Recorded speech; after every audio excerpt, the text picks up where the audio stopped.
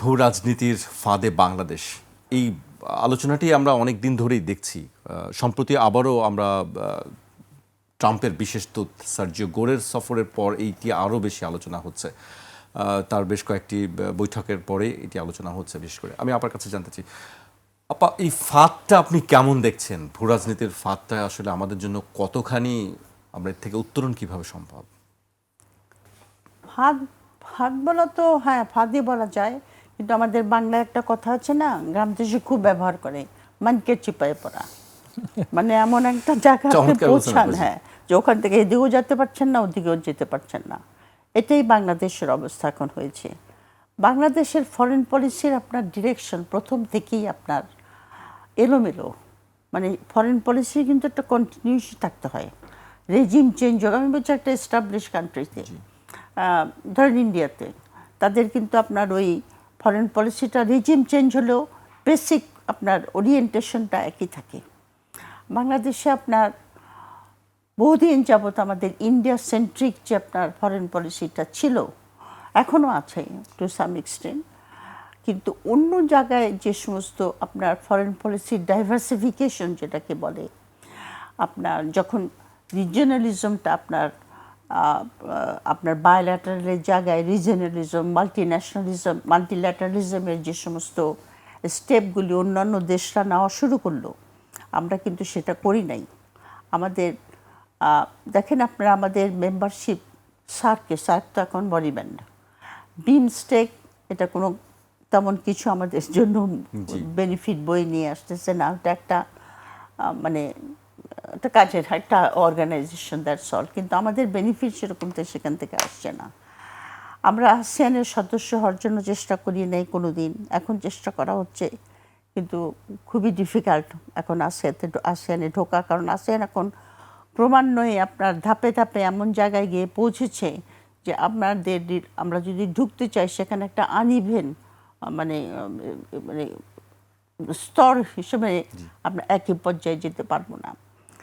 তো এখন বাংলাদেশের যে রাজনৈতিক যে অবস্থান, সেটা কিন্তু অত্যন্ত, এটা কিন্তু প্রথম থেকে আমাদের যারা জাতীয় স্বার্থের দিকে নজর রাখতেন এবং ফরেন পলিসি ওরিয়েন্টেশন সেদিকে দেখতেন, ভূরাজনৈতিক অবস্থানটাকে ব্যবহার করে ঠিকমতো ব্যবহার করতে পারলে কিন্তু আপনার এখান থেকে বেনিফিট নেওয়া যায়।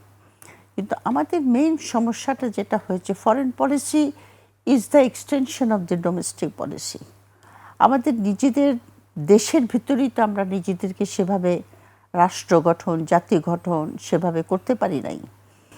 এর ফলে আপনার দেশের মধ্যে যেরকম নানা রকম, নানা মনের, নানা মত, কেউ এটা চাচ্ছে, কেউ ওটা চাচ্ছে, এরকমভাবে আমাদের ফরেন পলিসির ব্যাপারেও আপনার সেরকম কোনো একটা সম্মিলিত ওরিয়েন্টেশনটা নাই আর কি। এর ফলে বাংলাদেশ একটা যখন দেখেছে যে আপনার ইন্ডিয়ার পাশাপাশি চীনও একটা বড় শক্তি হিসাবে অভিভূত হচ্ছে, আর আমেরিকা তো ছিলই, তখন আমরা বারবার শুনে এসেছি যে আমরা ভারসাম্য রক্ষা করে চলব। তো ভারসাম্য রক্ষা করাটা অবশ্যই উচিত, কারণ আপনার চীন একটা উদীয়মান শক্তি, আমেরিকা, সবাই বলছে যে ইরানের যুদ্ধের পরে আমেরিকার শক্তি, কিন্তু তবু America will remain a very powerful state. আপনার তাদের যে মিলিটারি এবং ইকোনমিক ক্যাপাবিলিটি আছে। ইন্ডিয়া গুরুত্বপূর্ণ আমাদের জন্য প্রতিবেশী। তো এই তিনটার ভারসাম্য রক্ষা করার জন্য যে জাতীয় আপনার টুলস আমাদের দরকার, ধরেন আপনার একটা ফরেন পলিসি চালাতে হলে আপনার খুব অ্যাস্টিউট, যেটাকে আমরা বলি, ডিপ্লোম্যাট দরকার। আর আজকাল ডিপ্লোম্যাটরা শুধু বায়োল্যাটারাল রিলেশনশিপ নিয়ে যদি তারা এক্সপার্টিস অ্যাকোয়ার করে, ওটা কাজ করে না। আজকাল কিন্তু আপনার ফরেন পলিসি বা ইন্টারন্যাশনাল যে সমস্ত ব্যাপার, সেগুলি ইন্টারন্যাশনাল সিভিল সার্ভেন্টস বা ইন্টারন্যাশনাল ডিপ্লোম্যাটস বলা হয়, যারা আপনার রিজিওনাল মাল্টিল্যাটারালিজম এসব বুঝবে। এবং সেই জাতীয় ডিপ্লোম্যাটস আমরা এখন পর্যন্ত প্রডিউস করতে পারি নাই।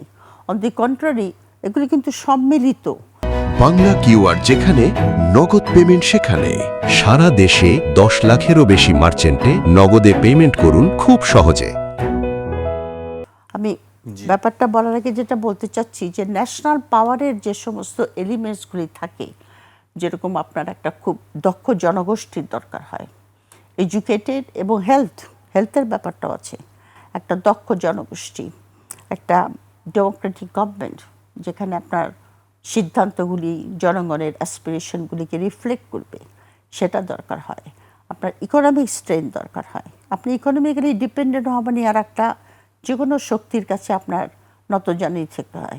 ইকোনমিক ইন্ডিপেন্ডেন্স একটা বিরাট জিনিস, এবং ইন্ডিপেন্ডেন্স ইন দ্য সেন্স যে আপনার অটোনমিতে থাকতে হবে, যে আমরা ইকোনমিক ব্যাপারে একজনের কাছে, যেরকম আমেরিকাতে এখন গার্মেন্টস যদি বন্ধ করে দেয় আমাদের হাহাকার পড়ে যাবে। আমাদের ইকোনমিক সেক্টরে আমরা এমন কিছু করতে পারি নাই। তারপরে আপনার যেটা দরকার হবে, যেটা আমি বললাম যে ডিপ্লোম্যাট, খুব season diplomat. Education policy, education sector এমনভাবে ধ্বংস হয়ে গেছে যে আমাদের ডিপ্লোম্যাটরা কিন্তু নিজেদেরকে ভালো করে এক্সপ্লেনও করতে পারেন না, মানে আমি দেখেছি ফল্টারিং করতে থাকেন। তারপরে আপনার দরকার আপনার একটা খুব শক্তিশালী প্রতিরক্ষা বাহিনী, মানে ক্যাশপ্রেমিক বাহিনী না, দেশপ্রেমিক বাহিনী।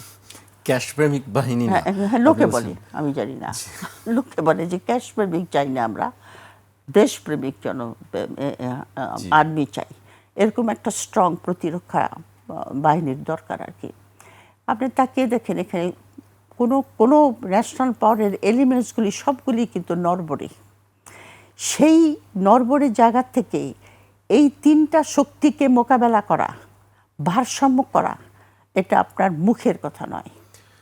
এটা আপনার বাংলাদেশের যদি এখনও সময় আছে, ইন দ্য সেন্স যে জুলাইয়ের সময় যেরকম একটা সম্মিলিত সবাই হয়েছিল, সেটি আপনি বলতে চাচ্ছিলাম যে একটু যোগ করি আপা, যে আপনি বলছিলেন যে ঐক্য কথা বলছিলেন, ঐক্য আমরা দেখেছিলাম জুলাইয়ের পরে ঐক্যমত্য অনেক আলোচনাও হয়েছে, সভা হয়েছে, কিন্তু সেই ঐক্যমত্যটা কোথায় আপনি কি দেখতে পাচ্ছেন বিষয়গুলি? আমি তো ঐক্যমত দেখতে পাচ্ছি না। ঐক্যমত প্রথম দিনই আপনার যেদিন থেকে নির্বাচন হয়েছে সেদিন থেকেই তো আমরা দেখতে পাচ্ছি যে একে অন্যের মুখোমুখি দাঁড়িয়েছে। এবং তার জন্য আমি বর্তমান যে সরকার যারা ক্ষমতায় আছে তাদেরকে আমি সিংহভাগ দায়ী করব। কারণ তারা নির্বাচনে জিতে আসার পরই তারা বললেন যে আমরা গণভোট মানি না। 70% লোক যেখানে ভোট দিয়েছে সেখানে আমরা বললেন গণভোট, ওইখানেই প্রথম ফিশার যেটাকে বলে ফাটলটা ধরল। আপনি এখন পর্যন্ত সরকারের মধ্যে ঢুকে বিএনপি সরকার আপনার সাংবিধানিক সংস্কার কিছু করেন নাই, এবং যেভাবে সরকারটা চলছে এখন, এটা কিন্তু একটা জোড়াতালির সাংবিধানিক সরকার না। 72 কনস্টিটিউশন দরকার, যেটা দরকার হচ্ছে 72 কনস্টিটিউশন থেকে নিয়ে যাবে, যেটা দরকার হচ্ছে না সেটা বলতেছে না, এটা সংবিধানে নাই। তো এখান থেকে প্রথমে শুরু হয়েছে এমন। এখন একটা যে জিনিসটা ক্রমান্বয়ে ফুটে উঠছে যে আপনার বাংলাদেশে এটার জন্য আপনার ইন্ডিয়ার প্রোপাগান্ডা অনেক দায়ী।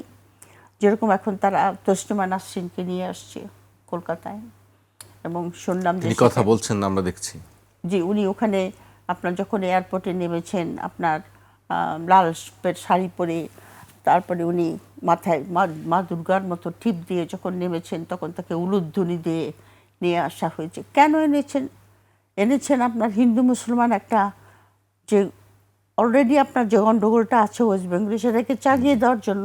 কারণ উনি ইসলামের বিরুদ্ধে কথা বলবেন এবং মুসলমানরা খেপবে। আবার গুন্ডা দমন আইন করেছে শুভেন্দু, কারণ গুন্ডা দমন করতে নামবে। এটাও বাংলাদেশকে ডিস্টেবিলাইজ করা। আর একটা জিনিস আমাদের তো মনে রাখা দরকার, এই সরকারের বিশেষ করে তারা যদি 5 বছর কন্টিনিউ করতে চায় তাদের মনে রাখতে হবে যে আমাদের যে নিকটতম প্রতিবেশী যাদের সঙ্গে আমরা সম্পর্ক ভালো রাখতে চাই, আমরা কিন্তু কোনোদিনও বলি নাই যে আমরা ইন্ডিয়ার সঙ্গে একটা সবসময় একটা শত্রু ভাবাপন্ন মনোভাব নিয়ে চলবে। স্বাধীনতার পর থেকেই ইন্ডিয়ার প্রতি কিন্তু বাংলাদেশ যথেষ্ট আপনার বন্ধুত্বপূর্ণ আপনার ব্যবহারই করেছে। কিন্তু আমাদের এই প্রতিবেশী আপনার 24টাকে মেনে নিতে পারে নাই। 24টাকে নাই করে দেওয়াই তাদের এখন প্রধান আপনার অবজেক্টিভ হয়ে দাঁড়িয়েছে। এটাকে কাউন্টার করতে গেলে আপনার যে ঐক্য দরকার হয় সেই ঐক্যটা তো এখন তো এনসিপি, জামাত, বিএনপি এরা তো মুখোমুখি। আপনার পার্লামেন্টে আবার সেই নতুন স্লোগান যে রাজাকার, স্বাধীনতা বিরোধী, তারপরে 71-এর 71 ওর নাম কি 2024, আপনি বেসিক ইস্যুগুলি নিয়ে কোনো কথা নাই। এটা এত দুঃখজনক। আপনি বেসিক ইস্যু নিয়ে কোনো কথা নাই। মানুষের আপনার চাকরি নাই, সবচেয়ে বড় কথা। কোটি কোটি ইয়াং লোক যারা আপনার চাকরির জন্যই তো প্রথমে আন্দোলনটা শুরু হয়েছিল, এবং বৈষম্যহীন এবং বৈষম্য চরম আকারে ধারণ করেছে। এই কোটি কোটি লোকের যে চাকরি নাই, তারপরে যে ল অ্যান্ড অর্ডার সিচুয়েশন এমন খারাপ অবস্থায় চলে গেছে, আপনার এখানে মানুষের ঘরে ঘরে এখন গ্যাস নাই, রান্না করার গ্যাস নাই। আপনার যাদের প্রশাসক নিয়োগ করেছে তারা কোনো রকম কাজ করছে না। যে দক্ষিণ সিটি কর্পোরেশনে তো আমার বাড়ি, আপনি গিয়ে দেখেন সেখানে রাস্তাঘাটের অবস্থা কী, তুজ করে ময়লা, সেখানে বৃষ্টির পানি পড়ছে, নর্দমার মধ্যে যাচ্ছে, ডেঙ্গুর মশা ডিম পাচ্ছে। আর আমাদের স্বাস্থ্যমন্ত্রী বলছে আপনারা লুঙ্গি পরেন আর ফুলতা শার্ট পরেন, তাহলে আপনার ডেঙ্গু হবে না। তো মেয়েরা কি করবে? মেয়েরাও লুঙ্গি পরবে আর ফুলতা শার্ট পরবে? এরকম অবাস্তব কথা আপনার ইলেকটেড রিপ্রেজেন্টেটিভটা বলে। আপনার ঐক্যটা কোন জায়গায় বলেন? যে ঘটনা হবিগঞ্জে ঘটেছে, এটা তো একদম আনকল ফর ছিল। যে কি আপনার প্রাইম মিনিস্টারকে কটু কথা বলেছে ওই যে পাটোয়ারি, তো প্রাইম মিনিস্টার এবং প্রাইম মিনিস্টার মার সম্বন্ধে কি কটু কথা আগে বলা হয় নাই? বলা হয় নাই যে বেগম জিয়ার ওনার তো লিভারে প্রবলেম ছিল, লিভার সিরোসিস হয়েছিল, কেন হয়েছিল? ইঙ্গিতটা ছিল যে উনি মদ পান করতেন, সেই জন্য ওনার বাড়ি থেকে যখন বার করা হয় ওনার ফ্রিজের মধ্যে মদের বোতল রাখা হয়েছিল পাবলিককে দেখানোর জন্য যে উনি মদ পান করতেন, সেই জন্য লিভার সিরোসিস হয়েছে। ওনাকে পদ্মা সেতু থেকে পানিতে ফেলে দিতে চেয়েছিল এবং ইউনুসকে বলেছিল চুবাইয়া উঠে আনবে, কিন্তু বেগম জিয়াকে কিন্তু উঠানোর কথা বলে নাই, খালি ফেলে দেওয়ার কথা বলেছে। তারেক জিয়ার কথা বলেছে, জিয়াউর রহমান একটা কুলাঙ্গার রেখে গেছে, একবার বলে নাই, বহুবার বলেছে। তো তখন তো আমাদের গায়ে লাগে নাই। আজকে হঠাৎ এত কি হলো যে তুমি একটা বাচ্চার চোখ তুলে নিলে? তো কোথা থেকে ঐক্য আসবে বলেন? আপনি তো ফোর্স করতেছেন জুলাইয়ের ঐক্যটাকে ভেঙে দেওয়ার জন্য। আর আপনার ঐক্য ভেঙে দিলে আপনি এই সমস্ত বৃহৎ শক্তিগুলির সঙ্গে কেমন করে ডিল করবেন? তারা তো আমাদেরকে চক্ষু রাঙাবেই।